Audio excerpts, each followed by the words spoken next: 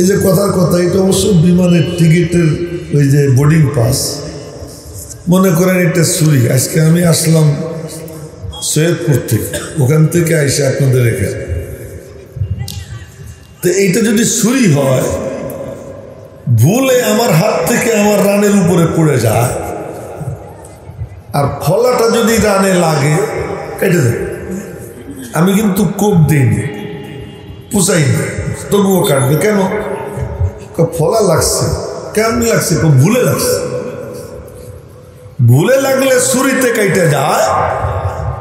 আল্লাহর নাম যদি কেউ ভুলে নেয়, এমনি নিয়ে ফেলাই, ইচ্ছা টিচ্ছা করে না, এমনি বলে ফেলাইছে আল্লাহ, বলেন না, এমনি বলে ফেলাইছে। যদি কেউ বলে ফেলে, ছুরিতে মাঝে মাঝে কাম করে না, বেকার হয়ে যায়। ইসমাইল আলাইহিস সালামের আব্বাজান ইব্রাহিম সুয়াইয়া ফালাম্মা আসলামা ওয়াতাল্লাহু লিল জাবিন, কপালের উপর সুয়াইয়া, চুল পিছন থেকে ধইরা উঁচা কইরা ছুরি নিচে দিয়া আব্বা সমানে সবাই করতেছে।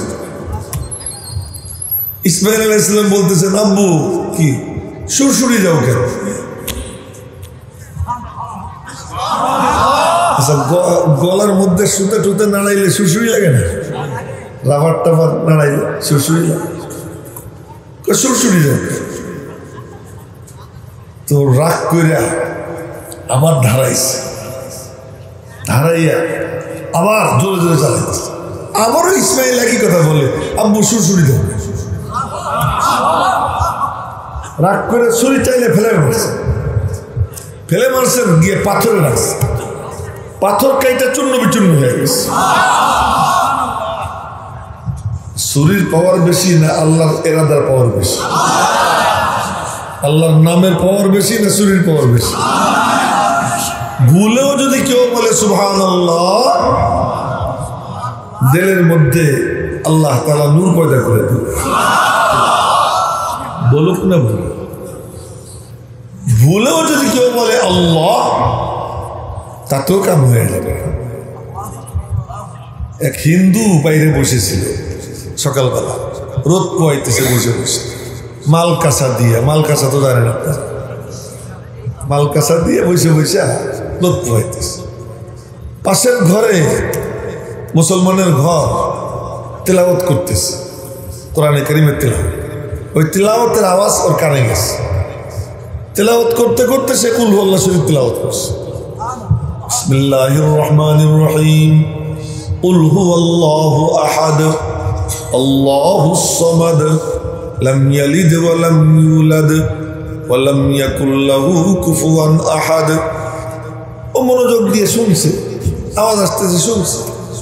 ওর মধ্যে একটা শব্দ আছে সমাদ, সমাদটা মাথার মধ্যে পড়ে গেছে, ঢুকে গেছে। তো ওই টাইম মতো মন্দিরে গেছে। মন্দিরে গিয়া মূর্তির সামনে দাঁড়ায় দাঁড়িয়ে বলতেছে, সনম সনম সনম রে, ও সনম সনম রে। এ বলতে বলতে বলতে বলতে হঠাৎ করে মুখ দিয়ে বের হয়ে গেছে, সমাদ সমাদ সমাদ রে, ও সমাদ সমাদ রে। মুখ দিয়ে বের হইতে দেরি, আওয়াজ আসতে দেরি হয় নাই, সঙ্গে সঙ্গে গায়েব থেকে আওয়াজ আসে, বান্দা তুই আমারে কেন ডাক দিলি? সুবহানাল্লাহ, আগামীকাল বললেন আপনারা, বান্দা তুই আমারে কেন ডাক দিলি? ফেরেশতারা বলে যে আল্লাহ ও তো তোমার ডাক দেয় নাই, ভুলে কইছে। কোক না ভুলে, তবুও তো আমি আল্লাহ অপেক্ষায় ছিলাম কবে ও আমার একটা ডাক দেবে, কবে একটা ডাক। তো চমকে উঠছে যে কি এতদিন ডাকতে ডাকতে বুড়ো হয়ে গেল, সাড়া পাইলাম না, আজকেই ডাক দিলাম, সাড়া পাইলাম। তো চলে গেছে এক আলেমের কাছে। আলেম কি জিনিস এবার দেখে, আপনারা আলেম আমাদেরকে ডাকেন। আজকে তরুণ সংঘকে ধন্যবাদ জানাই, ওলামা একরামকে তারা ডাকছে। আলেমরা কোন কামের জন্য, আলেম কি কামের জন্য? এক আলেমের কাছে গিয়ে বলে যে হুজুর, আমি তো হিন্দু, ওই সনম সনম বলতাম, বলতে বলতে আজকে ওই যে আমার পাশের বাড়ি মুসলমানের, ও পড়তেছিল, আমি শুনতেছিলাম, আমার মাথার মধ্যে এই শব্দটা বসে গেছিল সমাদ, ভুলে সমাদ বলছি, সমাদটাকে আমার একটু চিনে দেন তো। যখন সমাজের পরিচয় দিছে, হিন্দু জার ও কাতার হয়ে কাঁদতে কাঁদতে বলে, আমি এমন নেমুক হারামের নেমুক হারাম, সারা জীবন যার নাফরমানি করলাম, ভুলে একটা ডাক দিছি, আর সেই ডাকে উনি সারা দিলেন, আর দেরি করবো না, আমারে মুসলমান বানিয়ে দেবে। তো বলতেছিলাম, ভুলে ডাকলেও কি হয়, আল্লাহ শুনে। সেখানে ভুলে যদি কেউ সুবহানাল্লাহ কয়ে ফেলায়, সব হবে কি হবে না? আরো মজার ব্যাপার হলো, সুবহানাল্লাহ এমন তসবিহ যে আমার নবীজি বাধ্য করছে যে সুবহানাল্লাহ বাদ দিবার পারবি না। কে কে নামাজ পড়েন হাত উঁচু করেন তো।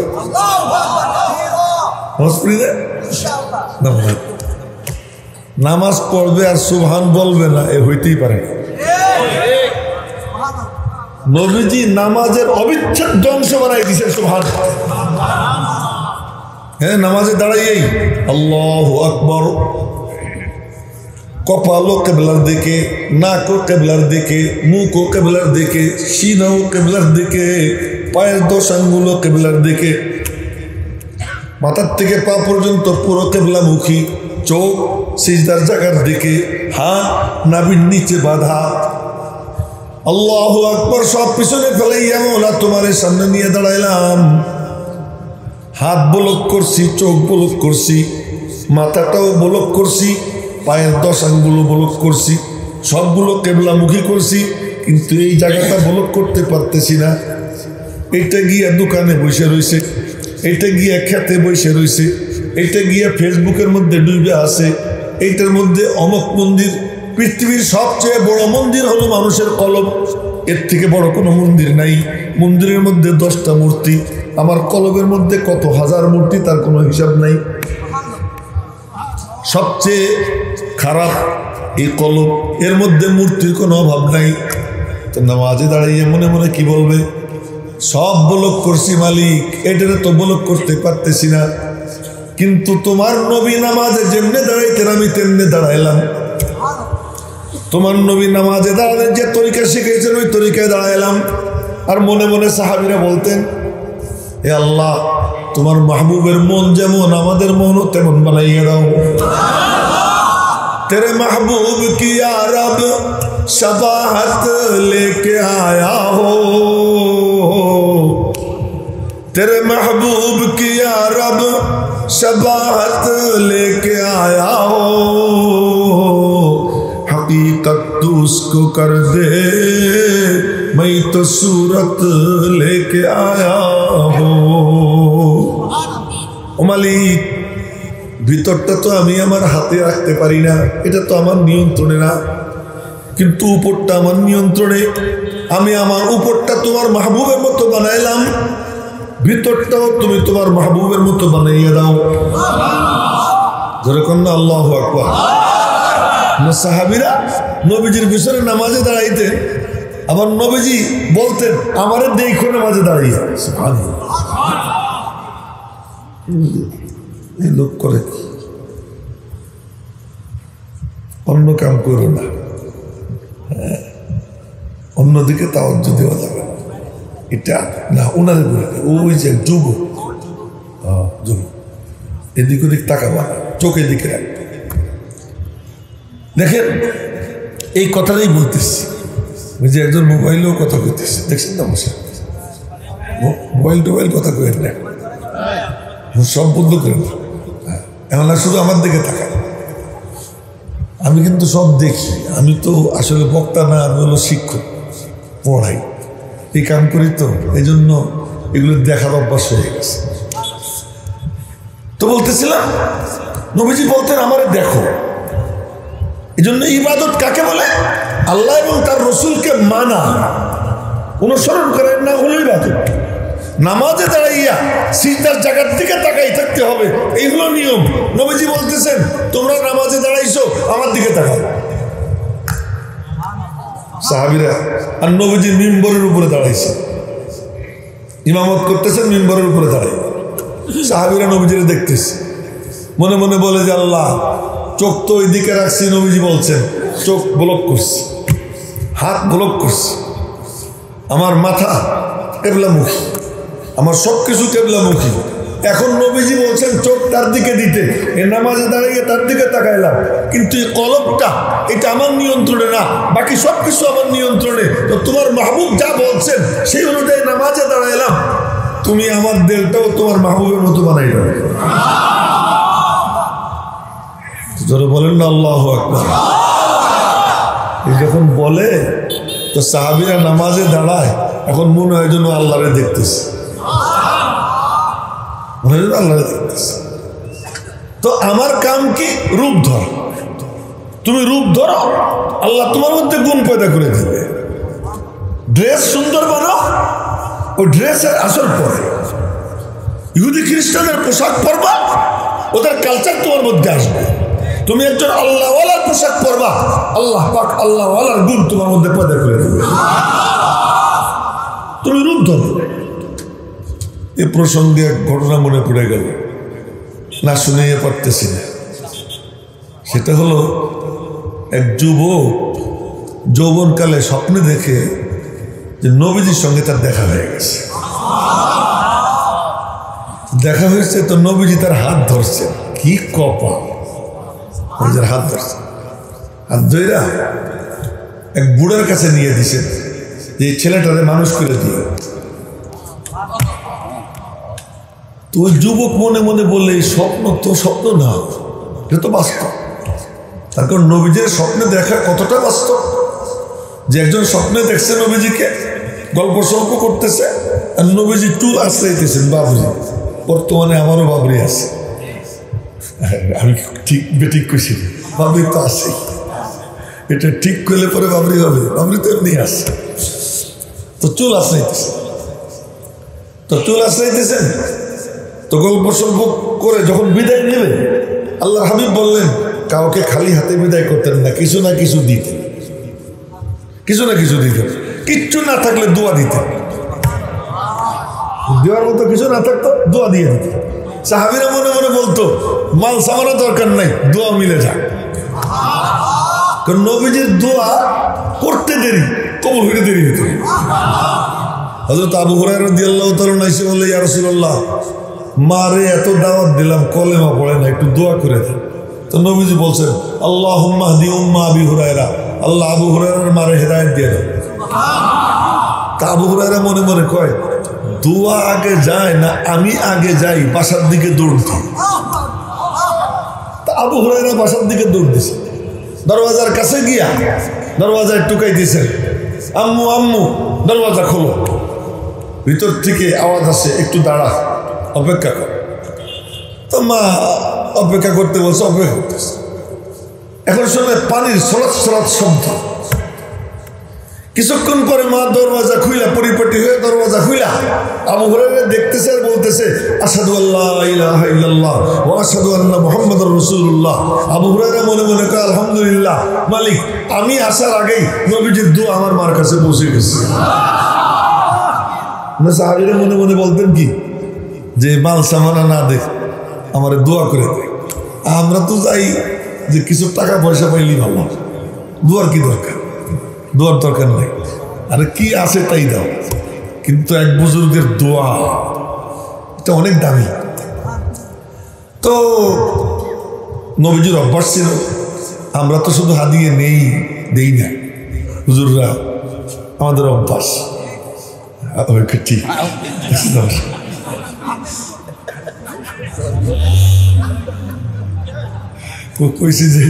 কইছি যে সুবহানাল্লাহ কয়ে ফেলে, বেজাগায় হইলেও কয়ে ফেলে। তুমি আমরা জানো যে আমি যে হাদিয়া দিই, রোজানা দিই, প্রতিদিন দিই, একদিন না, হার রোজ দিই। যখন ওয়াজের সিজন থাকে তখনও দিই, ওয়াজের সিজন ছাড়াও দিই, প্রতিদিন দিই। আল্লাহ পাকের শুকর, এই যে ওর কারণে এই কথাটা কইলাম। কিন্তু সাধারণত মানুষ মনে করে কি হুজুরে খালি খায়, দেয় না, হুজুরে শুধু খায় দেয়। আমি নিজেও এর শিকার হয়েছি। হোটেলে একসাথে খাইতে বসছি, জেনারেল শিক্ষিত, আমি পকেটে হাত দিচ্ছি, হুজুর আপনি হুজুর মানুষ, আপনি কেন পয়সা দিবেন? হুজুর মানুষ আর পয়সা দিবে না, হুজুর খালি খাবে। আমি নিজে শুনছি কয়েকদিন, একদিন কয়েকদিন হয়েছে। আমার নবীজি দিতেন এবং এমন দিতেন, তিনি বলছেন ইন্তেকালের আগে আমি কারো কাছে ঋণী না, সবার ঋণ শোধ করে দিছি, একমাত্র ঋণী আবু বকরের কাছে। আর কারো কোনো এহসান আমার উপরে নাই, সবার এহসানের বদলা আমি দিয়ে দিছি। নবীজি এমন ছিল। তা হাদিয়া কেউ দিলে নবীও তাকে হাদিয়া দিতেন। আব্বাস সাদ দুনিয়াতে ছিল, ইন্তেকালের পরে ওই লোক স্বপ্নে দেখে যখন মুসাফা করে বিদায় নিবে, আল্লাহর হাবিব বলতেছেন তোমারে আর কি দিব? এই চিরুনিতে যে কয়টা চুল উঠে আসছিল ওই চুলগুলোরে খুইলা বললেন এটা তোমার হাদিয়া দিলাম, নিয়ে যাও। চুল নিয়ে রওনা দিছে, ঘুম ভেঙে গেছে, এখন দেখে হাতের মধ্যে চুল মুবারক উপস্থিত। আমরা কোলবালি মানে রাজরানী বুকে নিয়ে রাতের বেলায় স্বপ্ন দেখি রাজরানী বুকে, ঘুম ভাঙ্গার পরে দেখি কোলবালিশ, বলে আমাদের স্বপ্ন। আর নবীজির যদি কেউ স্বপ্নে দেখে ওই স্বপ্নের মধ্যে আর বাস্তবের মধ্যে কোনো ব্যস্তম নেই, সেজন্য বাস্তবেই নবীজিকে দেখছে। তো ওই যুবক মনে মনে বলে নবীজিকে স্বপ্নে দেখলাম, তিনি আমার হাত। এই যুবকরা শুইল, কে দেখবে নবীজিকে স্বপ্নে? যে নবীজির সিরাত পড়বে, নবীজি কেমন ছিলেন, নবীজির সুরত পড়বে, নবীজির আখলাক কেমন ছিল, এটা যে পড়বে, অধ্যয়ন করবে, আমার নবীজি এমন ছিলেন, নবীজি কেমন ছিলেন। লাম ইয়াকুন রাসূলুল্লাহ সাল্লাল্লাহু আলাইহি ওয়াসাল্লাম, হাদিস বলতেছি, কোনো গল্প সল্প না। হযরত আলী রাদিয়াল্লাহু তাআলা আনহু থেকে বর্ণিত হাদিস, ওই হাদিস শুনাইতেছি, শামাইলে তিরমিজির হাদিস, বুখারী শরীফেও এই হাদিস আছে। লাম ইয়াকুন রাসূলুল্লাহ সাল্লাল্লাহু আলাইহি ওয়াসাল্লাম, বলেন না সবাই সাল্লাল্লাহু আলাইহি ওয়াসাল্লাম, বিত্তাবিল বাইন ওয়ালা বিল কাসিরিল মুতারাদ্দিদ ওয়ালা বিল আবিয়াদিল আমহা ওয়ালা বিল আদম ওয়ালা বিল জাদিল কাতিব ওয়ালা বিস সাবিত। নবীজি একেবারে লম্বাও ছিলেন না, আবার একেবারে খাটো ছিলেন না, মাঝামাঝি ছিলেন, মিডিয়াম গড়নের ছিলেন। আচ্ছা, তাহলে ফিতে দিয়ে মাইপে দেখি ওমর লম্বা, ওমরের তুলনায় নবীজি খাটো। আব্দুল্লাহ ইবনে মাসউদ খাটো, তার তুলনায় নবীজি লম্বা। মনে হয় যেন আলীর কথা ঠিক। একটু পরে এক দৃশ্য দেখা যায়, হযরত ওমর ডান পাশে দাঁড়ানো, হযরত আব্বাস বাম পাশে দাঁড়ানো। আব্বাস এত লম্বা যে উনি নবীজির থেকে মনে হয় যেন 1.5 হাত উপরে, এমনি ফিতে দিয়ে মাপে। এরকম লম্বা মানুষ চতুর্দিকে, নবীজি মাঝখানে। দূর থেকে কিছু লোক আছে, তারা দেখে সবার উপরে একটা মাথা, যেই মাথায় নূর ঝলমল করতেছে। ও আলী, তোমার কথা তো ঠিক না, লম্বাও না খাটোও না, মাঝামাঝি। এখন সব লম্বারাও নিচে পড়ে যায়, তার মানে আমার মালিক যখন যেমন চাইছেন তখন তারে তেমন বানাইয়ে দিয়েছেন।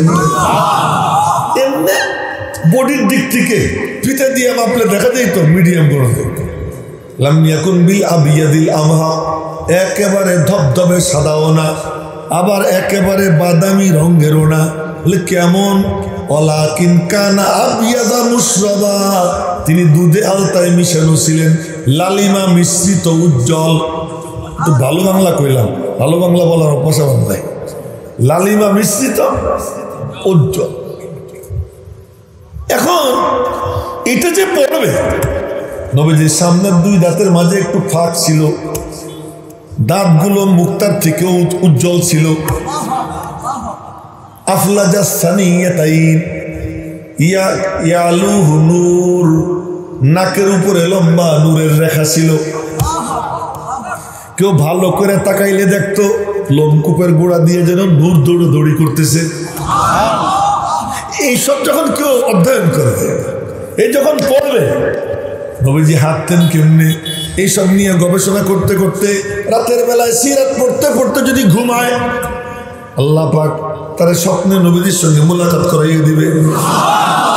নভেল পড়তে ঘুমাবা, ফেসবুকে নেকেট ছবি দেখতে ঘুমাবা, গান শুনতে ঘুমাবা, খেলা দেখতে ঘুমাবা। তো তুমি যুবক ঘুমের মধ্যে স্বপ্নে দেখবা ফুটবল খেলোয়াড়কে, ক্রিকেট খেলোয়াড়কে, নায়ক নায়িকারে, কিন্তু নবীজিরে দেখার সৌভাগ্য তোমার হবে না। ওই সৌভাগ্য যদি অর্জন করতে হয়, নবীজির সিরাতে পাক পড়ো, নবীজি কেমন ছিলেন ওইটা পড়ো। ওই যুবক ওই কাম করত, ওই কাম করার কারণে স্বপ্নে দেখে নবীজি তার হাত ধরছেন। সুবহানাল্লাহ করেন। হাত ধইরা এক বুড়ার কাছে নিয়ে দিয়ে বলতেছেন ছেলেটারে মানুষ করে দিও। তো যুবক মনে মনে বলে স্বপ্ন তো আর স্বপ্ন না, এটা তো বাস্তব। তো বুড়ারে তালাশ করা লাগে, বুড়া কোথায়? ওই যে এক বুড়া বসে আর একদিকে চেয়ে রয়েছে, আর একদিকে তাকানো যাবে না, চোখ আমার দিকে। হ্যাঁ, আমিও বুড়া। এখন তালাশ করা শুরু করছে। কয়দিন তালাশ করছে জানেন? 3 বছর। 3 বছর। 3 বছর পরে গিয়ে দেখে একটা গ্রাম, গ্রামের নাম ঝানঝানা। ওই ঝানঝানা নামক গ্রামে এক মক্তবে বসে বসে বুড়া পড়াইতেছে। আমরা মনে করি মক্তবের কারি। আরে মক্তবের কারি কি? মক্তবের কারি সে কায়দায় বুগদা দিয়ে আমার ছোট্টবেলায় পড়াইছিল লা ইলাহা ইল্লাল্লাহ মুহাম্মাদুর রাসূলুল্লাহ আশহাদু আল্লা ইলাহা ইল্লাল্লাহ ওয়া আশহাদু আন্না মুহাম্মাদান আবদুহু ওয়া রাসূলুহু। সে আমাকে পড়াইছিল আমানতু বিল্লাহি কামা হুয়া বিআসমাইহি ওয়া সিফাতিহি ওয়া ক্বাবিলতু জামিআ আহকামিহি ওয়া আরকানিহি। এই যে কালিমাগুলো পড়াইছিল, এই এর বরকতে আল্লাহ পাক আমারে মুসলমান বানাইছেন। আমি মুসলিম। ওই যে বড় বড় এমপি, মন্ত্রী আর প্রধানমন্ত্রী আর প্রেসিডেন্ট, উপদেষ্টা যেই হোক, নিজেকে মুসলমান বলে গর্ববোধ করে। কোন জায়গার থেকে মুসলমান হয়েছ? বুগদাদি কায়দায় মক্তবের হুজুর আমারে পড়াইছে। তুমি কারি সাপরে তুমি খাটো মনে করছো? ওই কারি সাপ তোমারে আসল জিনিস দিছে। ওই দৌলত কারো সিনে এসে গেছে, আর কিচ্ছু নাই তার। মরবে তো মরতে দেরি, জান্নাতে যেতে দেরি হবে না। তো ওই কাম যে করে আল্লাহর সঙ্গে তার সম্পর্ক হবে না তো কার সম্পর্ক হবে? তো গিয়ে দেখে ঝানঝানা নামক গ্রামে ওই বুড়া বসে বসে বক্তব্য পড়াইতেছে। এই সব লক্ষ্য দিয়ে মনোযোগ দিয়ে এই মাথা নিচের দিকে একজনও দিয়ে কষ্ট করে এদিকে তাকে বক্তব্য পড়াইতেছে। দেখি চমকে উঠছে, আরে এই তো সেই বুড়া। তো চমকে উঠলে একটা আলাদা আওয়াজ থাকে না, ওই আওয়াজ দিয়া সালাম দিছে, আসসালামু আলাইকুম রহমতুল্লাহ। তো বুড়া সালামের জবাব দিয়ে ওই দিকে তাকাইয়া কয় কি, তোমার তো দেখি স্বপ্নের উপরে খুব বিশ্বাস। যুবক মনে মনে বলে কি, স্বপ্নে দেখলাম আমি, তালাশ করলাম 3 বছর, আজকে এসে পাইলাম। আর বুড়া কয় কি তোমার স্বপ্নের উপরে খুব বিশ্বাস। তো এই বুড়াও দেখছে। এটা স্বপ্ন শুধু আমি দেখছি তা না, আমার হাত যে তার হাতে নবীজি দিচ্ছেন এটা সেও জানে। তো গিয়া কই যে হুজুর আমারে মরিদ করেন। যুবকরা কান খুলে শুনে, আমি বলছি জার্সি যদি ভালো গায়ে দেয়, পোশাক যদি ভালো পরে, রূপ যদি ভালো ধরে, আল্লাহ তারে কি করে, এইটা বোঝানোর জন্যই এই ঘটনা মাথায় আসছে, তাই আপনাদেরকে বলতেছি। এবার ওখানে বুড়ার কাছে গিয়ে কয় যে হুজুর আমারে মুরিদ করেন। বুড়া মনে মনে কয় যে আয় 3 বছর যাবত তোর অপেক্ষা করতেছি। সামনে নিয়ে বসাইছে, কয় চোখ বন্ধ কর। চোখ বন্ধ করছে, উনিও চোখ বন্ধ করছেন। চোখ বন্ধ করে কি কি করছেন এটা পিচ্ছিরে বসে বসে দেখছে। ওই যে যারা ছোট ছোট বাচ্চা মাক্তবে পড়ে ওরা দেখছে। তো ওরা দেখছে, তো উনি মুরিদ করে কার্যক্রম শেষ করে বাহিরে কোথাও গেছেন, ফিরে এসে দেখেন এই পিচ্ছিগুলোর মধ্যে যেটা বড়, এটা পাগড়ি বাঁধছে, হুজুরের মতো জুব্বা গায়ে দিছে। জুব্বা পয়রা পাগড়ি বান্ধা, এরপরে ওই যে পিচ্ছি পিচ্ছি গুলারে সবগুলোর চোখ বন্ধ করে বসাইয়া, নিজে চোখ বন্ধ করে বসা পিস সাইজা কাম চালাই দিছে। সুবহানাল্লাহ একটু জোরে কয় না কেন? কাম চালাই দিছে। এই সুবহানাল্লাহ থেকেই তো আইসি, ওইখানে ফিরে যাবে, ওইখানে ফিরে যাবে। এখন উনি এসে দেখেন বাহ পিস সেজে বসে রয়েছে। এসে বলছেন, এই তোমরা কি করতেছো? হুজুর আপনারে যা দেখছি তাই করতেছি, আপনারে যা করতে দেখছি তাই করতেছি। দরমিয়ানে কারে দরিয়া তখতা বন্দম কর দাই, দরমিয়ানে কারে দরিয়া তখতা বন্দম কর দাই, বাজমি গুই কে দামন তরমকুন হুশিয়ারে বাস। তুমি টেলিভিশন দেখবা, তুমি গান শুনবা, তুমি নাটক দেখবা, আর তোমার ছেলেরে বড় হইলে বলবা বাবা ভালো হয়ে যা, তুমি তো বুড়া হয়ে গেছো, এখন তুমি তসবিহ টিপো আর মসজিদে যাও। এখন তুমি মসজিদ থেকে বের হও না, 1000 চুহা খাকে বিল্লি চালিয়ে হজ কো, 1000টা ইঁদুর খাইয়া দাঁত মাত পড়ে গেছে বিড়ালের, কয় যে আর খাবো না, আর খাওয়ার শক্তি নেই তো, দাঁত তো পড়ে গেছে। এই জন্য উর্দুতে একটা প্রবাদ বাক্য আছে, 1000 চুহা খাকে বিল্লি চালিয়ে হজ কো, যে 1000টা বিড়াল খাইয়া এবার বিড়াল সাহেব হজের রওনা হয়েছে। তো দুনিয়ার যত আকাম কুকাম ছিল সব করছো, তোমার এইগুলো করতে তোমার ছেলে দেখছে, তোমার মেয়ে দেখছে, বাপ তোমারে তোমার সন্তান দেখছে, মা তোমারে তোমার কন্যায় দেখছে যে তুমি কি করো, আর তুমি নসিহত করো। পরে হুজুরদের কাছে গিয়ে হুজুর তো দোয়া করে দেন, ছেলেটা কথা শুনে না, শুনবে কেমন? তুমি কথা শোনার মতো উপযুক্ত বানাও নাই নিজেকে, তুমি ওই কাজ করো না, আজকে তাকে তুমি ওই পথ দেখাইয়া দেখাইয়া বরবাদ করে দিছো। তোমার সে দেখে নেই কোরআন নিয়ে বসে থাকো, তোমার সে দেখে নেই তুমি নামাজে দাঁড়াও, তোমাকে সে দেখে নেই তুমি বসে বসে মালিকের দরবারে দোয়া করো। জানেন এটা কত দামি যে হযরত নবী করিম সাল্লাল্লাহু আলাইহি ওয়াসাল্লাম বলেন না, সাল্লাল্লাহু আলাইহি ওয়াসাল্লাম, সবাই বলেন সাল্লাল্লাহু আলাইহি ওয়াসাল্লাম, बीमारे मोहम्मद को दवा दो न दुआ दो, बीमार मोहम्मद को दवा दो न दुआ दो, उनको मदीने की फकत राह बता दो। আমি জিজ্ঞেস করতে চাই, মদিনায় যাইতে কার কার মনে চায়? একটু হাত তুলে মনে চায়? তাহলে একবার বলেন তো সাল্লাল্লাহু আলাইহি ওয়াসাল্লাম। আপনারা সবাই মদিনা শরীফ চলে গেছেন, খুশিতে বলেন না আলহামদুলিল্লাহ। কেমনে গেলেন সেটা বলে দিই। কেউ যখন দুরূদ শরীফ পড়ে 1 নম্বর 10টা নেকি হয়। কি হয় বলেন সবাই? কয়টা নেকি হয়? 10টা গুনাহ মাফ হয়, 10টা মর্যাদা বৃদ্ধি পায়, খাস ভাবে 10টা রহমত তার উপরে নাজিল হয়। আর ওই তাৎক্ষণিক তার দুরূদ লাইভ তার নাম ঠিকানা সহ রওজা পাকে নবীজির কাছে চলে যায়। তার নাম, তার বাপের নাম, তার ঠিকানা এসব সহ রওজা পাকে নবীজির কাছে যায়। এখন এখানে যারা বসা সবার নাম ঠিকানা রওজা পাকে চলে গেছে। তাই কইলাম बीमारे मोहम्मद को दवा दो न दुआ दो, बीमारे मोहम्मद को दवा दो न दुआ दो, उनको मदीने की फकत राह बता दो। নবী প্রেমিকের আর কিছু দরকার নাই, তারা শুধু বলে দাও মদিনায় কেমনে যাইতে হয়।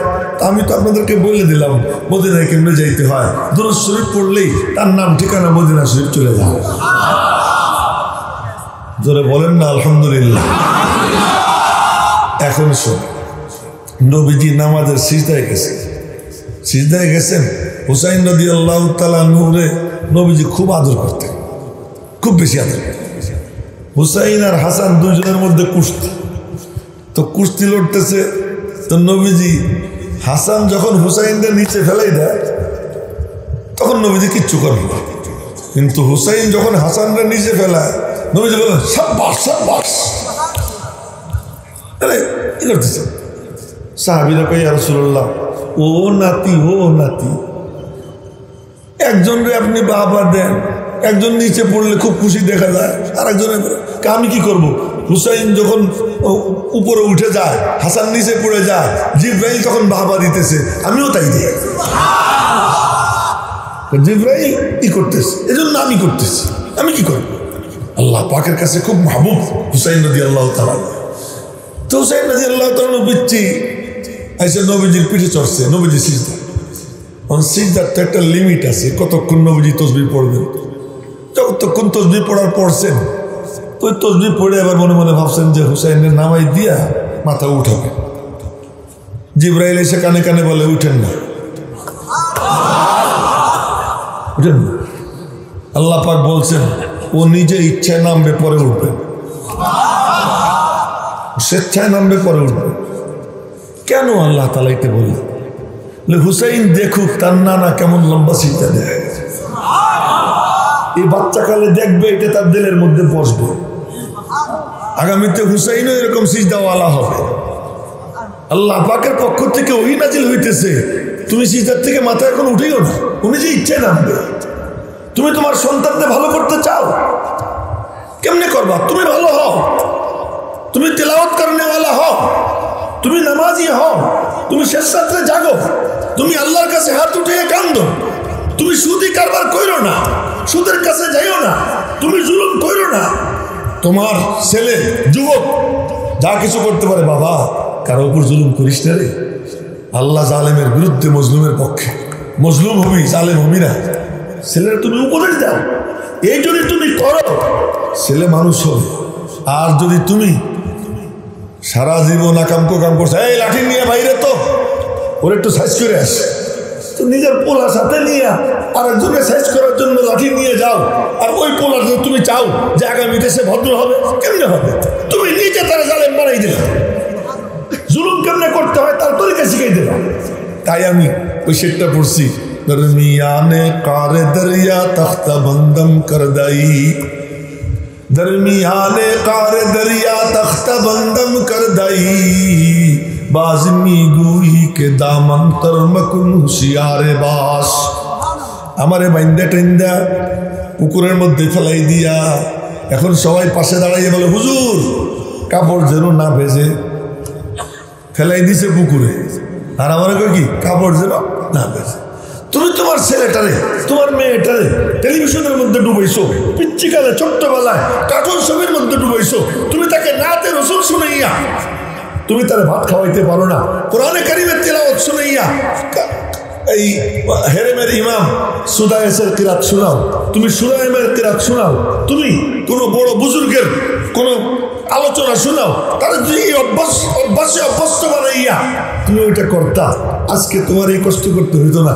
তুমি তারা কার্টুন ছবি দেখাইয়া টেলিভিশন দেখাইয়া গান শুনাইয়া বড় করছো, নিজে গান শুনছো, আর আজকে তুমি বলতেছো হুজুর দোয়া করে দেন ছেলেটা যেন মানুষ হয়ে যায়। এ কেমনে মানুষ হবে? তো কথা মেলা দূর চলে গেছে। যে কথা বলতেছিলাম ওই কথায় ফিরে যাই। ওই হুজুর এসে দেখতেছেন এই বড় বড় যেটা ওটা পিস সেজে বসে বসে, আর বাকি পিচ্ছিগুলোরে কি মুরিদ বানাইছে, আর ওই চোখ বন্ধ কইরা কি যেন করতেছে। এই কি করতেছিস তোরা? হুজুর আপনি যা করছিলেন তাই করতেছি। তো সাথে সাথে মালিকের রহমতের জোশ এসে গেছে, আর ওই বুজুর্গের কলবে জজবা এসে গেছে। বুজুর্গের নামও পরে বলতেছি, যুবকের নামও পরে বলতেছি, বুজুর্গের কলবে জজবা এসে গেছে। উনি ওই যে পীরের পোশাক পরছে, পাগড়ি পুগড়ি বাঁধছে, জুব্বা টুব্বা গায়ে দিছে, ওরে বললেন এ তুই আমার কাছে আয়, কাছে সামনে বসে বলতেছেন চোখ বন্ধ কর, চোখ বন্ধ করছে, চোখ বন্ধ করাইয়া এরপরে যেন কি কি শুরু করেছে, ভিতরে কি কি শুরু করছে। ওই পিচ্ছি চিৎকার দিয়ে উঠছে, উড়ে আমারে চিৎকার দিয়ে উঠছে। কিরে তোর কি হয়েছে? হুজুর কি হয়েছে তো আমি জানি না, কিন্তু खुदा की कसम मैं यहाँ बैठे बैठे आंखें बंद करके यहाँ बैठे बैठे अटलांटिक समंदर के नीचे जो मछलियां तैर रही है मैं यहाँ बैठे बैठे देख रहा था। আল্লাহর কসম আমি চোখ বন্ধ করে এখানে বসে বসে আটলান্টিক মহাসাগরের নিচে মাছগুলো সাঁতার কাটতেছে, এখানে বসে বসে আমি দেখতেছিলাম।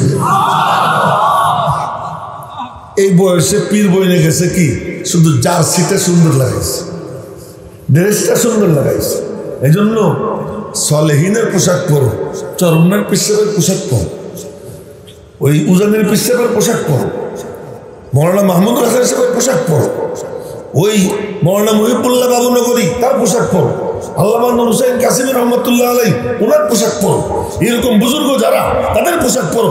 হাফিজ হুজুর রহমতুল্লাহ আলাই কি পোশাক পরতেন, ওই পোশাক পরো। পোশাকের আসর আছে, তুমি তোমার রূপটা সুন্দর বানাও, যে রূপ সুন্দর বানায় আল্লাহ তার ভিতরটা সুন্দর বানাইয়ে দেয়।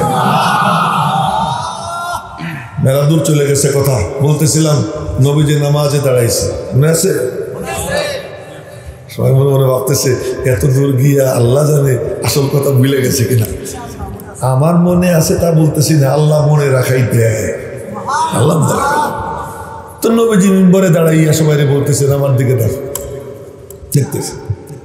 সাহাবীরা মনে মনে বলতেছে সব ব্লক করছি, এটা ব্লক করতে পারতেছি না, আল্লাহ তুমি ব্লক করে দাও। আর নামাজে দাঁড়া, চোখ তো নবীজির দিকে, নামাজ কেমনে পড়তেছেন এই দৃশ্য দেখে, আর এই অবস্থায় মনে মনে বলে রূপ ধরছি তোমার মাহবুবের মতো, গুণটাও কলমটাও তোমার মাহবুবের মতো বানাই দাও। এবার সাহাবী নামাজে দাঁড়ায়, নামাজে দাঁড়াইয়া মনে হয় আল্লাহ যেন তার সামনে হাজির। এক যুবকদের মাহফিল তো, এক যুবক সাহাবী বিয়ে করছে, বিয়ে করে রাতের বেলায় বাসর ঘর পালং টালং ওই জামানায় যা সাজানো সাজাইছে, সাজানোর পরে বাসর ঘরে যাবে, ঢুকবে, এমন সময় বিবিরে বলে কি তুমিও 2 রাকাত নামাজ পড়ো, আমিও 2 রাকাত নামাজ পড়ো, তুমি নামাজ ভিন্ন জায়গায় পড়ো, আমি নামাজ ভিন্ন জায়গায় পড়ি। তো যুবক নামাজে দাঁড়াইছে, বিবি সেও নামাজে দাঁড়াইছে, ও যে নামাজে দাঁড়াইছে আর ভুলে গেছে বিয়ের কথা। ও যে নামাজে দাঁড়াইছে 2 রাকাতে পুরা কোরআনে কারীম খতম দিয়ে দিছে, খতম দিয়ে দিছে, আর ফজরের টাইম হয়ে গেছে প্রায়। ওদিকে বিবি সে 2 রাকাত পড়া আইসে পাশে কাছে বসে রয়েছে, সালাম ফিরে কই কি আমি ভুলে গেছিলাম, তুমি যে আসো বাসন ঘর যে আছে আমি ভুলে গেছিলাম। এই হলো সাহাবী, নবীজির সাহাবী। তো ওই সাহাবীরা নবীজির পিছনে নামাজে দাঁড়ানো, এবার নবীজি বলতেছেন আমারে দেখো আমি কেমনে নামাজ পড়ি। তো মিম্বরে দাঁড়াইয়া সব নামাজ আদায় করেন, সিজদার টাইম হইলে নিচে নামেন, নিচে নাইবা সিজদা দিয়ে আবার মিম্বরে গিয়ে দাঁড়ান। নামাজ শেষ করে বলতেছেন সল্লু কামা রাআইতুমুনি উসাল্লি, আমারে যেমন নামাজ পড়তে দেখলা তোমরা ওই রকম নামাজ পড়বা। মেরে ভাইও কথা অনেক দূর চলে গেছে। বলতেছিলাম যে যার যারটা শেষে নেয়, মনে আছে? যার যারটা শেষে নেয়, কেউ কাউরে কিচ্ছু দিয়া দেয় না। নবীজির জামানায় এক জিল কোরআন শরীফ ছিল না। আমি যে আপনাদেরকে বলি নিচের দিকে তাকাইয়েন না, অমনোযোগী হইয়েন না, মোবাইল ধরেন না, কিছুক্ষণের জন্য সব বাদ দিয়ে শুধু আমার দিকে চাইয়ে থাকেন। আমার অত সুন্দর চেহারাও না, দাড়িও অত বড় না যে চাইয়ে থাকলে চোখ লাগেই থাকবে, কিন্তু এই চেয়ারে যেহেতু বসে পড়ছি এই জন্য এই চেয়ারের সম্মানে এদিকে একটু চাইয়ে থাকবেন। এই কারণে, কি কারণ? যে সবচেয়ে বড় যোগ্যতা হলো মনোযোগ। যার মনোযোগ আছে আল্লাহ তারে দেয়, যে অমনোযোগী আল্লাহ তারে দেয় না। জন্য মনোযোগ রাখা বড় জরুরি। নবীজির জামানায় এক জিল কোরআন শরীফও ছিল না। নবীজির উপর কোরআন শরীফ নাজিল হইতো কখনো ছোট্ট 1 আয়াত, কখনো 2-4 আয়াত, কখনো ছোট্ট 1 সূরা, কখনো বড় 1 সূরা। একবার নাজিল হয়েছে সূরা আনআম একসাথে, উলামা ইকরাম আর হাফেজ যারা তারা জানে, সূরা আনআম 7 পারা 7ম পৃষ্ঠা থেকে আরম্ভ হয় আর 8 পারা 9ম পৃষ্ঠায় গিয়ে শেষ। তার মানে 1 পারা 2 পৃষ্ঠা, 22 পৃষ্ঠা, 11 পাতা, 11 পাতা কোরআন শরীফ একবারে নাজিল হয়েছে, 22 পৃষ্ঠা। আর কোরআন শরীফ যখন নাজিল হইতো তো নবীজির উপরে এমন অবস্থা হইতো সাহাবীরা নবীজিকে চাদর দিয়ে ঘিরে দিতেন, মাথা মোবারক পড়ে যেত, বালিশ সামনে রাখা হইতো, বালিশের উপরে কপাল লেগে যেত, উটের পিঠে বসা থাকলে উট জমিনের উপর ধপস করে পড়ে যেত, নবীজির মাথা মোবারক কপাল মোবারক উটের চুটির সঙ্গে লেগে যেত। এই ওহির ভার, এত ভার, এত ভার। তো সেই ওহির যখন নাজিল হইতো তো সাহাবীরা চাদর দিয়ে ঢেকে দিতেন। ওহি নাজিল হওয়া কমপ্লিট হইলে নবীজি ধীরে ধীরে ধীরে ধীরে মাথা উঁচু করতেন, চোখ বন্ধ করে দেখতেন যা নাজিল হয়েছে অন্তরে খোদাই হয়ে গেছে। একটা মুস্কি হাসি দিতেন, চাদর সরানো হইত, মুস্কি হাসি দিয়ে ডাক দিতেন, এ তোমরা কোথায়, জলদি আসো। সাহাবীরা দৌড়ে আসতো। আর তখন একটা বাক্য বলতেন, কি বলতেন জানেন? খুযু আন্নী রুতবা, নাও তোমরা আমার কাছ থেকে তাজা তাজা, এইমাত্র নাজিল হয়েছে নূর, নাও তোমরা আমার কাছ থেকে তাজা তাজা। নবীজি তিলাওয়াত করতেন, সাহাবীরা শুনতেন। ওই একবারের তেলাওয়াতে সাহাবীদের মুখস্থ হয়ে যেত। আর আমরা তো পড়তেই আছি মালিক ইয়াউমিদ্দিন, মালিক ইয়াউমিদ্দিন, মালিক ইয়াউমিদ্দিন, মুখস্থ হয় না? ওরে একবার শুনতো মুখস্থ হয়ে যেত। কেন কেন কেন? সারা দেহ মন একত্রিত করে শুনতো। নবীজির জামানায় এক জিল কোরআন শরীফ ছিল না, 16 জন ওহির লেখক ছিল। কয়জন? ওই লেখক ছিলেন সাহাবীদের মধ্যে 16 জন। কেউ লিখতেন পাথরে, কেউ লিখতো চামড়ায় যখন যা পাইতো, কেউ লিখতো হাড্ডিতে। পাথরে, চামড়া, হাড্ডি ইত্যাদি ইত্যাদি কি করতো? তক্তা এগুলোতে লিখতো। আর লেখা ওটা যে যতটুকু লিখতো লেখা নবীজিরে দেখে। তো নবীজি তো নিজে লেখা পড়তে পারতেন না, অক্ষর জ্ঞান ছিল না। তো আর একজনে বলতেন দেখতো ঠিক আছে নি? সে বলতো কি জি ইয়া রাসূলুল্লাহ ঠিক আছে। নবীজি বলতেন আচ্ছা তোর কাছে রেখে দে, তার কাছে রেখে দে। তো নবীজির জামানায় একদিন কোরআন শরীফও ছিল না, কিন্তু যতটুকু কোরআন নাজিল হইতো কোন সাহাবী বাদ ছিলেন না, সব সাহাবী অতটুকু কোরআনের হাফেজ ছিলেন। কোরআন শরীফ এক জিলদ কি ছিল? আচ্ছা নবীজির জামানা তো চলে গেল 23 বছর, আবু বকর সিদ্দিকের জামানা 2 বছর, তখনও কোনো কোরআন শরীফ ছিল। ওমর রাদিয়াল্লাহু তাআলা আনহু আবু বকর সিদ্দিককে বললেন 600 হাফেজে কোরআন একবারে শহীদ হল। 600। ওই মুসাইলিমাতুল কাজ্জাব যে মিথ্যা নবুয়তের দাবি করছিল তার বিরুদ্ধে যুদ্ধ করলেন হযরত আবু বকর সিদ্দিক। ওই সময় যে বাহিনী পাঠাইছে ওই বাহিনীর 600 সাহাবী, এটা বুখারী শরীফের হাদিস শুনাইতেছি, আমি কোনো গাল গল্প না। 600 হাফেজে কোরআন একসাথে শহীদ হয়ে গেছে। হযরত ওমর এসে বললেন হে আল্লাহর রাসূলের খলিফা আবু বকর, কি কোরআন শরীফ জমা করে, এত সাহাবী শহীদ হয়ে যাইতেছে, আল্লাহর কালামের হেফাজত দরকার। হযরত আবু বকর সিদ্দিক বললেন নবীজি যা করেন নাই আমি তা কেমনে করি? নবীজি যেটা করেন না ওইটা আমি কেমনে করি? হযরত ওমর রাদিয়াল্লাহু তাআলা কোনো যুক্তি দিলেন না, খালি বললেন কি হুয়া ওয়াল্লাহি খায়, আল্লাহর কসম কামটা ভালো করে না। হযরত আবু বকর বললেন কেমনে করি? উনি বলতেছেন আল্লাহর কসম কামটা ভালো করে। হযরত আবু বকর সিদ্দিক বলেন ওমর আমারে বলতেই থাকলো, এখন দেখি আল্লাহ পাক আমার সিনা খুলে দিছে, কামটা করা দরকার। তখন সব যার যার কাছে লেখা ছিল বললাম সব আমার কাছে নিয়ে আসো, সব নিয়ে আসো। ওই নিয়ে আনার দায়িত্ব দিলেন যায়েদ ইবনে সাবিত রাদিয়াল্লাহু তাআলা যে তুমি সব টুকাই আনো, এইগুলো লম্বা করবো না। যায়েদ ইবনে সাবিত সব টুকাই আইনা একটা ব্যাগ ভুইরা আবু বকর সিদ্দিকের কাছে দিয়েছেন। অন্য সময় যেদিন সাক্ষাৎ হবে সেদিন কোরআনে কারীম জমা করার কাহিনী বিস্তারিত বলবে। ওই ব্যাগ এনে দিয়েছেন আবু বকরের কাছে, সরকারি রেকর্ড ব্যাগ, কিন্তু কোনো জিল ছিল না, কোরআন শরীফ ছিল না, ওই শুধু সরকারি রেকর্ড। আমার নিয়ম বাড়িতে গেলেই প্রথম আব্বা আমার কবরের পাশে দাঁড়াই, জিয়ারত করি, পরে অন্য কাম করি। তা আব্বার কবরের পাশে দিয়ে এখন দেখি বুক ফাইটা শুধু চোখ দিয়ে পানি আসতেছে। আজকে এই টাকাটা আব্বার হাতে দিবার পারতাম। ওই সময় মনে পড়লো আল্লামা ইকবাল, ডক্টর ইকবাল, কবি ইকবাল, সে খুব গরিব ছিল, পরবর্তীতে টাকা পয়সা তার হাতে আসছে, মা মারা গেছে, কিন্তু মার কোনো খেদমত করতে পারে না। ওই টাকা পয়সা পকেটে নিয়ে মার কবরের পাশে দাঁড়িয়ে একটা লাইন পড়ছিল, উম্র ভর তেরি মোহাব্বত মেরি খিদমত কর রহি, उम्र भर तेरी मोहब्बत मेरी खिदमत कर रही,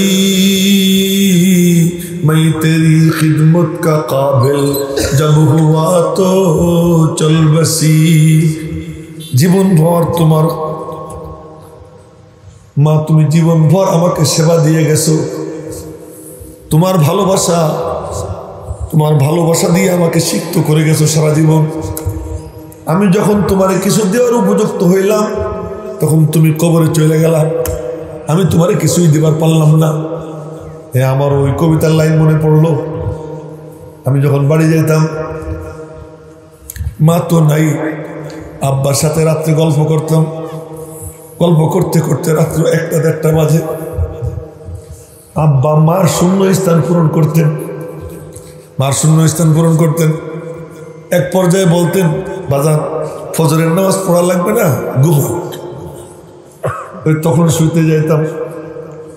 এই তো বাপ মনে পড়ে কিন্তু কিচ্ছু করতে পারি না, শুধু দোয়া করা ছাড়া। আজ যাদের বাপ মা জিন্দা, মনে করো সাক্ষাৎ জান্নাত সাক্ষাৎ জাহান্নাম, রিদার রব্বি ফি রিজাল ওয়ালিদ ওয়া সাখাতুর রব্বি ফি সাখাতিল ওয়ালিদ। আল্লাহ পাকের সন্তুষ্টি পিতামাতার সন্তুষ্টির মধ্যে লুকাইয়া, আল্লাহ পাকের অসন্তুষ্টি পিতামাতার অসন্তুষ্টির মধ্যে লুকাইয়া, এটা যারা বুঝছে, খেদমত করছে, আল্লাহ পাক তাদেরকে কোথায় পৌঁছাইয়া দিছে। এই কথা বলে আমি শেষ করে দিব। এখন হুজুর আসুক আর না আসুক, এখন যেটা বলতেছি, এক যুবক, তার নাম মুহাম্মদ, ছোট্টবেলায় এতিম হয়ে গেছেন। আর এতিমদেরকে আল্লাহর খুব পছন্দ, এতিম যারা আল্লাহর খুব পছন্দ, এই জন্য আল্লাহ নবীজির এতিম বানাইছেন। মায়ের পেটে থাকা অবস্থায় তার পিতারে আল্লাহ নিয়ে গেছেন, দুর্রে এতিম বানাইছেন। আল্লাহ পাক রব্বুল আলামিনের কাছে এতিম খুব পছন্দ, এজন্য উম্মতের বড় বড় হাদি রাহবার সব দেখা যায় এতিম। বাইজিদ বুস্তামি এতিম, ইমাম বুখারী রহমতুল্লাহি আলাইহি, ওনার আব্বাও ছোটবেলা মারা গেছেন, উনিও এতিম। এরকম তালাশ করলে দেখা যাবে। এই যার নাম বলতেছি এর নাম মুহাম্মদ, আগে এই নামটা বলে দিই, ইমাম শাফি রহমতুল্লাহ আলাইহি, উনিও এতিম। এই এতিম পড়াশোনা করতেন, টাকা পয়সা ছিল না, বাপ নাই, তো যাইতেন হাড়ে লেখতেন, হাড্ডির উপরে লেখতেন, গরুর হাড্ডি, উটের হাড্ডি, এগুলো টুকাইয়া এর মধ্যে খুদাই করে করে লেখতেন। ওই ইমাম শাফি রহমতুল্লাহ আলাইহি মার খেদমত করতেন, যেহেতু বাপ নাই। খেদমতের সিস্টেম ছিল কি, বুড়াকালে রাতের বেলায় মারে ঘুম পাড়ানোর জন্য মাথায় তেল দিয়ে দিতেন, হাত পা চাইপে দিতেন, টিপে দিতেন, মা তুমি ঘুমাও। মা ঘুমাইলে তারপরে ঘুমাইতে যাইতেন, তার আগে ঘুমাইতেন না। আর মা যখন ঘুমাই পড়তেন তখন মার পায়ের তলে একটা চাটা দিতেন, জিব্বা দিয়া মার পায়ের তলে একটা চাটা দিতেন, চাটা দিয়া এরপরে যাইতেন। তখন তো মা টের পাইতো না। একদিন হয়েছে কি, মনে করছেন মা ঘুমাই পড়ছে, আসলে কিন্তু মার তখনও ঘুম আসে নাই। তো উনি এরকম পায়ের তলায় চাটা দিছেন, মা লাফ দিয়ে উঠছে, কিরে বাবা কি করিস, কিরে কি করতেছিস? কেন মা? তুই আমার পায়ের তলায় চাটা দিলি। কেন আমি তোমার পায়ের তলায় চাটা দিইনি। তা কি করলি? আমি আমার জান্নাতে চাটা দিছি। তার মানে নবীজি বলছেন ইন্নাল জান্নাতা তাহতা আকদামিল উম্মাহাত। নবীজি বলছেন মায়েদের পায়ের নিচে জান্নাত। তা তুমি আমার মা, তোমার পায়ের নিচে আমার জান্নাত, আমি আমার জান্নাতে চাটা দিলাম। ওই যে মার দিল থেকে দোয়া আসে, নাহলে কে চিনতো মোহাম্মদ ইবনে ইদ্রিসকে? এত কত মোহাম্মদ দুনিয়াতে আসছে, কিন্তু তার নাম আল্লাহ তাআলা কেমন চমকাইয়ে দিছে। আর চমকানের রাস্তাও খুলে যায়। কুরাইশ বংশের ছিলেন, বাড়ি ওনার মক্কা শরীফের ওখানে। হজের সিজনে এক বুড়া বসে খাইতেছে, উনি পাশ দিয়ে হাইটে যাইতেছেন। এমন সময় ওই বুড়া ডাক দিছেন, ইয়া শাবাব তাআল কুল মাই, এ যুবক আয় আমার পাশে বসে খা, আমার সাথে খা। ও বলার সাথে সাথে বসে গেছে খাইতে। এখন ওই বুড়া বলতেছে কি, তুমি কি কুরাইশ বংশের? কুরাইশ তো নবীজির বংশ। তুমি কি কুরাইশ বংশের? কাহা, আপনি বুঝলেন কেমনে? বুঝলাম তোমার কাণ্ড কারবার দেখা। কি আমি তোমার খাইতে কইলাম, একবারও না বললাম না, খাইতে বসে গেলাম। কুরাইশরা সাদা সিধা হয়, সহজ সরল হয়। তো তোমার এই ভিতরটা সুন্দর, এটা দেখে বুঝছি তুমি কুরাইশ বংশ। এখন বুড়ার সাথে খাতির হয়ে গেছে, বলে কি আঙ্কেল আপনি কোন জায়গার থেকে আসছেন? মদিনা শরীফ থেকে। যখন শুনছে মদিনা, মদিনা শরীফ থেকে আসছে। একটা উট নাই, ঘোড়া নাই, একা একা যাবেন, তা তো চেনেনও না, কিন্তু মদিনা শরীফ যাইতে মনে চায়। ওখানে একজন বড় ইমাম আছেন, ইমাম মালিক। এই খবর শুনছেন, আঙ্কেল আমার একটু মদিনা শরীফ নিয়ে যাবেন, আমার একটু নিয়ে যাবেন মদিনা শরীফ। ওখানে একজন ইমাম আছেন, ইমাম মালিক, আমি একটু ওনার কাছে হাদিস পড়তে চাই, আমার একটু নিবেন?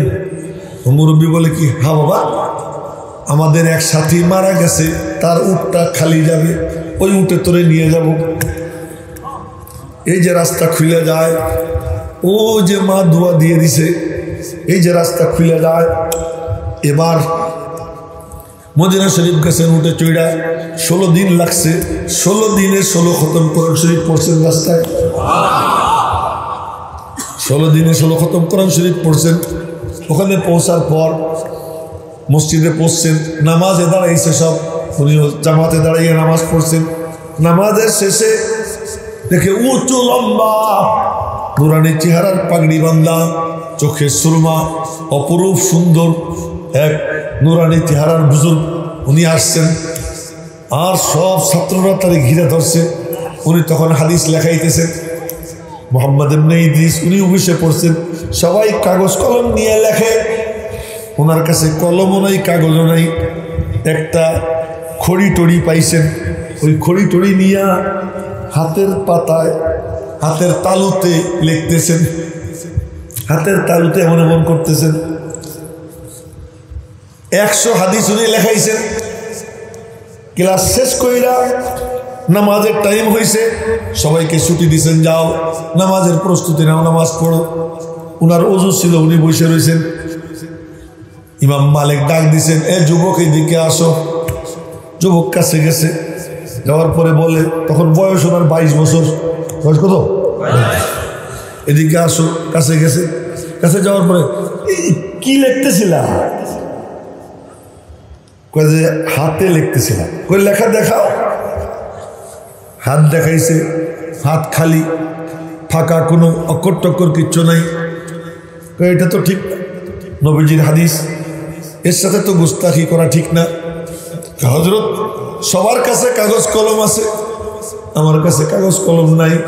সবাই লিখতেছে, আমি ওদের সঙ্গে তাল মিলেছি। এখানে এইটাও তো ঠিক হয় নাই।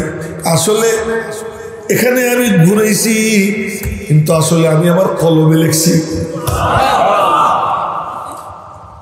ঘুরাইতেছিলাম এখানে, কিন্তু আসলে লিখতেছিলাম দিলে। বলে তাই যদি হয়ে থাকে তাহলে অর্ধেক শুনে দাও। 100 হাদিস লেখাইছিলেন, উনি দাঁড়াইয়া পুরো 100 হাদিস শুনে দিয়েছেন, পুরো 100 হাদিস শুনে দিয়েছেন। আল্লাহ তাআলা এত উপরে উঠেছেন। ইমাম আবু হানিফার পরে সবচেয়ে বড় ইমাম, তার অনুসারীর সংখ্যা সবচেয়ে বেশি।